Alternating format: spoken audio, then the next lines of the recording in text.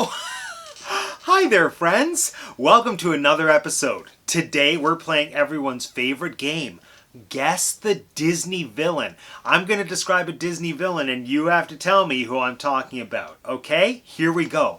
Our first Disney villain is Lord of the Underworld and his goal is world domination. That's right. It's Hades from Hercules. Ooh, his hair is so hot! Next up, this Disney villain turns into a dragon and controls all the powers of hell. Oh, did I hear someone say Maleficent? That's right, give yourself another point. Next up, this Disney villain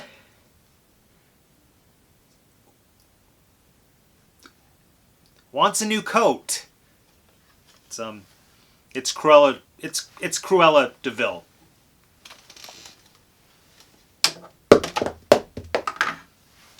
Welcome to Teacup for One.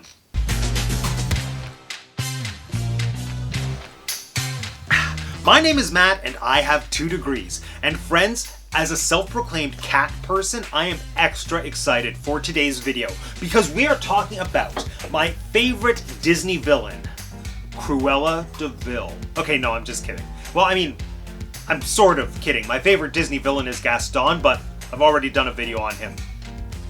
Link. But we are talking about Cruella DeVil. And even though Cruella DeVil isn't my personal favorite Disney villain, there's no denying that she has solidified herself as one of the most popular Disney villains. And the question that I want to ask is, why? Now, don't get me wrong, I love Cruella DeVil and I think she's fabulous, just as much as the next Disney fan. But again, there are so many Disney villains. We've got witches, pirates, corrupt royalty, the literal devil.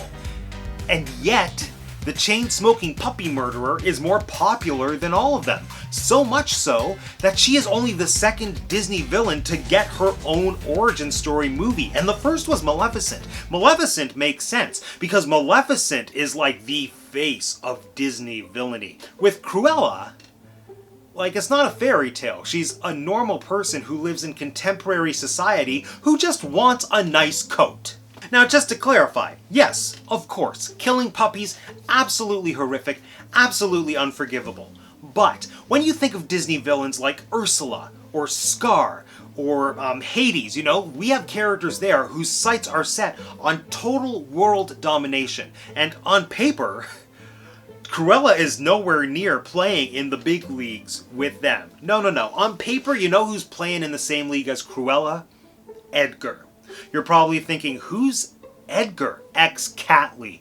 Edgar is the butler from the Aristocats. On paper, Edgar is the exact same villain as Cruella DeVil, You have somebody who wants to kill adorable, innocent pets to ensure their own personal selfish gain. But I don't see anyone lining up to make, watch, or support an Edgar origin story movie. But if anyone is, please call me. I'm available. Indefinitely. And as far as I'm concerned, that really illustrates that Cruella's popularity has nothing to do with her story. It has everything to do with her, the character. And this is going to be a little bit of a hot take, but I'm going to say it and I'm standing by it. Cruella is a better villain than her movie deserves. And yes, 101 Dalmatians is adorable and perfectly charming. But I mean, come on, there's basically nothing to the story. Puppies get kidnapped, puppies get brought home. The only reason people watch 101 Dalmatians is because it has one compelling, engaging character. Cruella DeVil is the Scarlett O'Hara of 101 Dalmatians. Take that character out of the equation, why would you waste your time watching The Thing? And if you want proof that the story is just meh, look no further than the 1996 live-action remake, the original Disney live-action remake of 101 Dalmatians starring Glenn Close. This movie knows Cruella is the main attraction. Like, the filmmakers knew people were coming to see this movie specifically for Cruella, and they lean into that. It's even worked into the plot of the film. When Roger is testing his new video game with the kid who apparently runs the video game industry, too much power for a 10-year-old, might I say. But the 10-year-old makes a very astute observation that I think summarizes the world's fascination with Cruella DeVil. Wait, Herbert, wait, what if there were a better villain, someone you could really hate. It's not hatred that's important, it's a desire to annihilate. And so, this brings me back to my original question. What is it about Cruella that makes us want to annihilate her? Or rather, why are we so obsessed with her? Personally, I think it's two reasons. It's because she represents what everybody wants and what everybody has been conditioned to fear. Now, what does everybody want? Well, everybody wants to be a cat, because a cat's the only cat who knows... Sorry, I had to. We're talking a lot about dogs in this video. I had to just slip in some feline beats, because everything else is obsolete. But, seriously, what everybody wants is to move up in society. Everybody wants to social climb. It's that rags to riches Cinderella story that, on some level, everybody wants for themselves.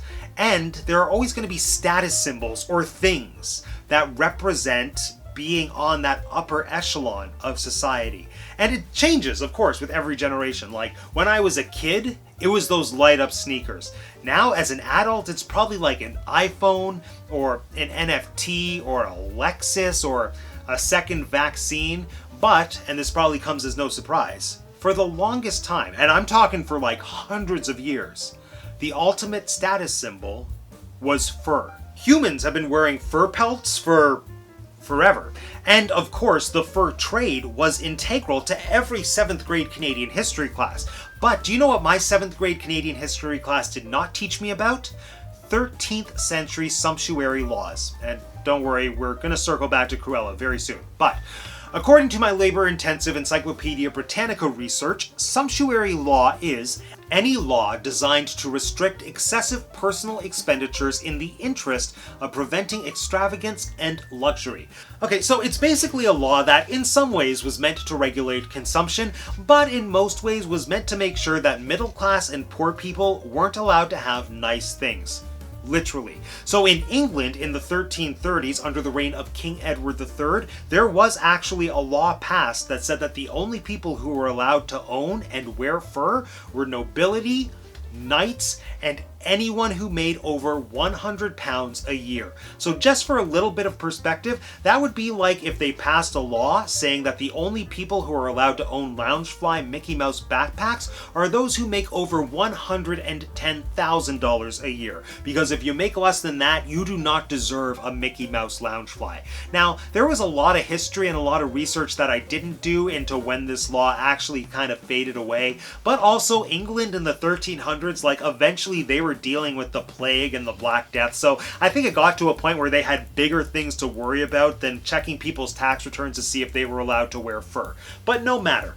Other laws came and went, and they really built up fur as this status symbol, and that just remained ingrained in Western culture well into the early to mid 20th century, which is when 101 Dalmatians, the novel, was originally written. 101 Dalmatians, the novel, came out in 1954, and 101 Dalmatians, the Disney Animated Classic, was released in 1961. This was a time period where fur was in fashion. Everybody had fur. Owning fur did not make you a villain, and everyone was allowed to have fur. There weren't these silly laws that said you had to be a royal or making more than $100,000 to own a fur coat. So everybody had a fur coat. And because they became more accessible, the culture surrounding fur as a status symbol shifted a little bit. So that it wasn't enough to just own a fur piece. The type of fur that you owned became the new status symbol. So, for example, if you owned a rabbit fur coat, don't even leave the house in that. Mink, however, super luxurious. And I think it all comes down to the exclusivity of the animal, as horrible as it is to say. But I can leave the house and find you 10 rabbits right now, but I wouldn't know where to start looking for a mink. In fact, as horrible as it is to say, I don't think I'd even know what a mink looks like if it's not a coat. Oh my gosh, minks are so cute. It's like a ferret had a baby with an otter, and that had a baby with a cat.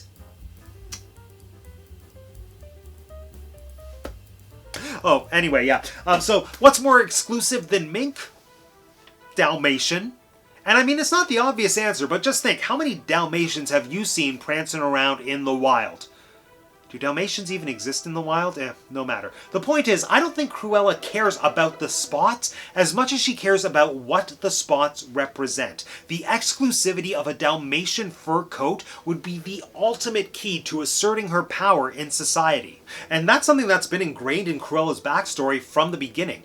In the original novel, Cruella is established as being the last surviving member of a family that at one time was very wealthy and very prominent. But she's the last surviving member, and she's saddled with all of that family's debt. And so the fur becomes like a literal physical thing, the only thing that she can cling on to as a means of retaining that legacy. I live for furs. I worship furs. Now, one of the most brilliant things that Disney did with the 1996 101 Dalmatians was transforming Cruella from an heiress into a self-made fashion mogul. It was taking this whole idea of a high-powered individual with great social status and adapting it for the 1990s with the world of fashion.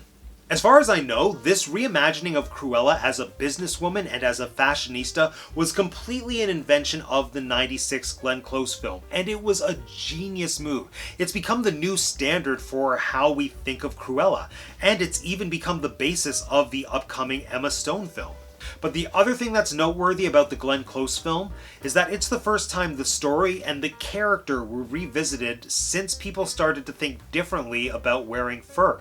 It wasn't until the 1980s and the 1990s that people started to realize that killing animals for fashion is pretty cruel. I think the social consciousness surrounding the ethics of fur as fashion have absolutely elevated Cruella's status as a villain, but that's only been a development over the last 15 to 20 years or so.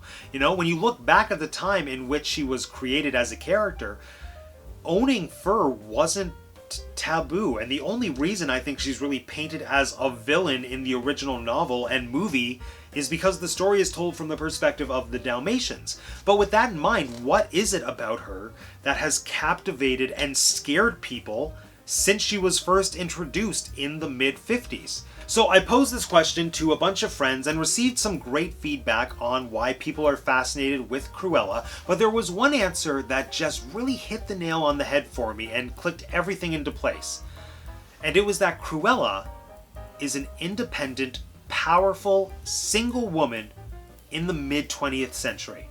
And there were, and still are, a lot of stigmas that surround that. And once that was pointed out to me, I realized that that is the key. That is the one thing that's consistent with every interpretation of Cruella. Whether she's an heiress, whether she's a fashion designer, whether she's a witch who can control animals with her words, I don't know what that was about once upon a time. No matter, she is always portrayed as a character who is smashing glass ceilings and going against the patriarchy. Cruella shows us how, on some level, we've all been conditioned to fear strong, powerful women. And if you take the puppy murdering out of the equation, Cruella is actually a pretty progressive character. The original novel is one of the only times that Cruella is established as having a husband, but she refused to take his name because she was the last surviving member of the DeVil family and she wanted the legacy to live on.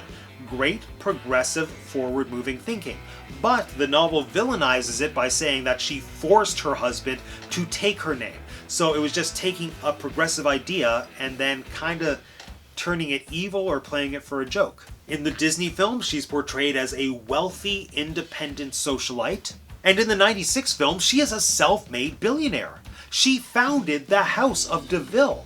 It's just a brilliant reinterpretation of the character, and it's kind of a mirror to what we eventually saw with Miranda's character in The Devil Wears Prada. Like, Cruella's relationship with Anita is pretty comparable to Miranda's relationship with Andy in The Devil Wears Prada. You chose to get ahead. You want this life? Those choices are necessary. But what if this isn't what I want? Oh, don't be ridiculous, Andrea. Everybody wants this. Everybody wants to be us. Marriage. Perhaps. More good women have lost a marriage into war, famine, disease, and disaster. You have talent, darling.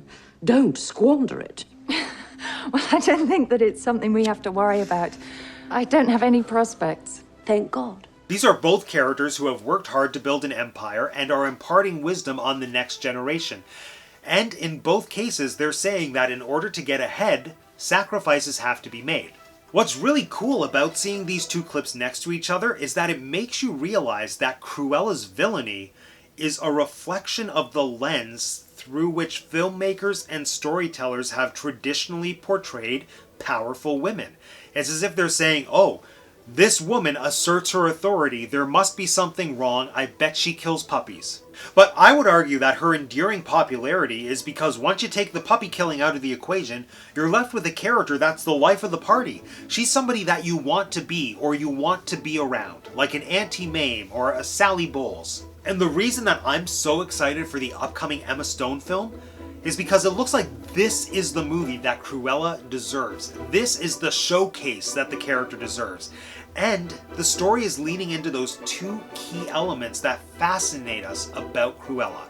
It's about climbing the social ladder, and it's about a character who is there to break glass ceilings. And I can't wait to see how it turns out. But at the time of recording this, I still have to wait an entire week. So for now, friends, this concludes yet another episode of Teacup for One. Let me know in the comment section down below, why do you think everyone loves Cruella so much?